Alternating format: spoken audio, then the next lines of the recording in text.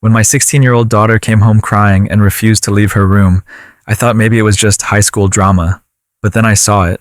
Her photo, captured on our own security camera, posted in the HOA group chat with the caption, "Suspicious person spotted sneaking around the neighborhood, possibly up to no good."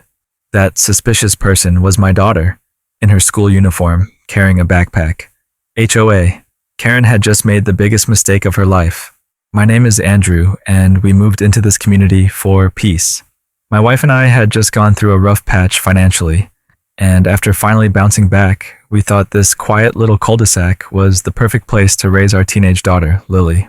But from the moment we moved in, Karen, the self-proclaimed president of the HOA, made it clear that we were on her turf. She had that tight blonde bun, clipboard in hand, always wearing that khaki vest like she was on a military operation.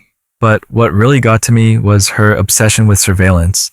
Karen ran the neighborhood watch like a security agency. Cameras at every corner, weekly patrols, reports filed for things like barking dogs and unapproved basketball hoops. I didn't want trouble, so I stayed polite until Lily became her next target. It started small. Karen left a note about our trash bins being out too early, then a warning about Lily's bike being left on the lawn.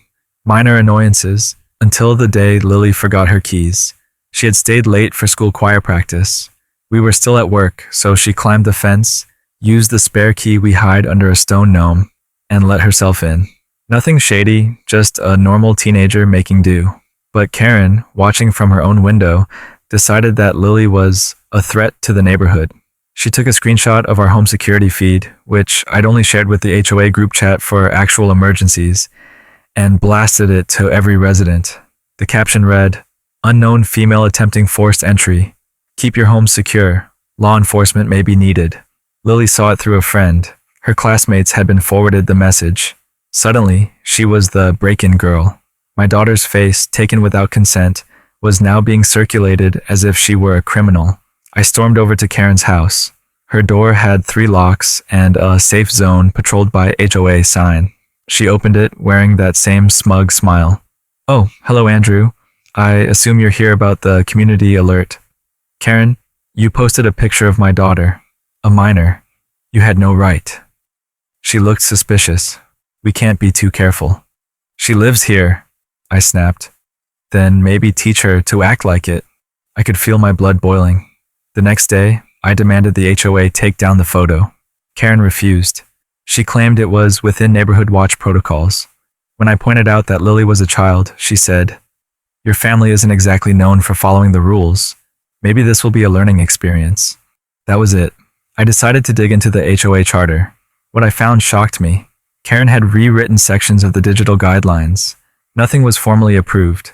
She had slowly built an informal power base by creating fake security procedures, abusing emergency protocols, and encouraging people to use HOA security cameras to report behavioral threats. Even worse, she had access to every camera system in the neighborhood, including feeds people thought were private. She wasn't just controlling policy. She was watching everyone.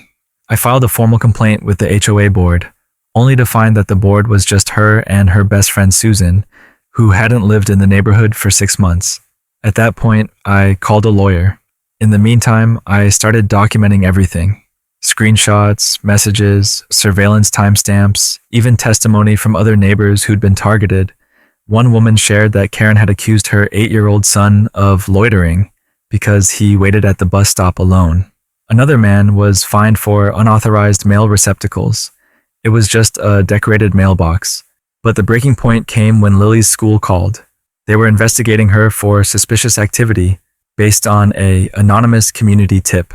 Karen had sent her surveillance report to the school administration. My daughter was being treated like a delinquent because she forgot her keys one day. I'd had enough. We called a community meeting. Only this time, we recorded everything. I laid it all out.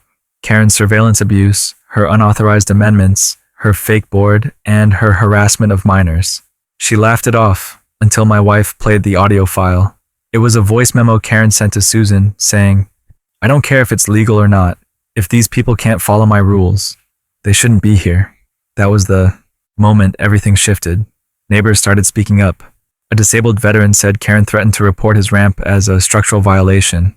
A single mom admitted she paid Karen $300 in late fines that weren't even recorded. One neighbor had evidence Karen was editing timestamps on the surveillance footage to create fake violations. The room erupted. 2 days later, the HOA was dissolved. Officially. But I wasn't done. My lawyer filed a cease and desist for Lily's image. Karen had to issue a formal apology to the school and to our family, or face a civil lawsuit. But we weren't alone anymore. The community was with us. We worked together to rebuild the HOA, this time with real transparency, elected members, and no more personal surveillance access. Lily, she became the voice of the neighborhood youth committee. Her speech at the next board meeting. Privacy is a right, not a privilege granted by clipboard-wielding adults who think fear equals leadership. Yeah, she's mine. Karen? She sold her house 3 months later. Rumor is she tried to start another HOA and got blocked by the new town council. As for us, we got our peace back, not because someone handed it to us, but because we stood up, as a family and as a community. Never underestimate what a suspicious teenage girl and her angry dad can do.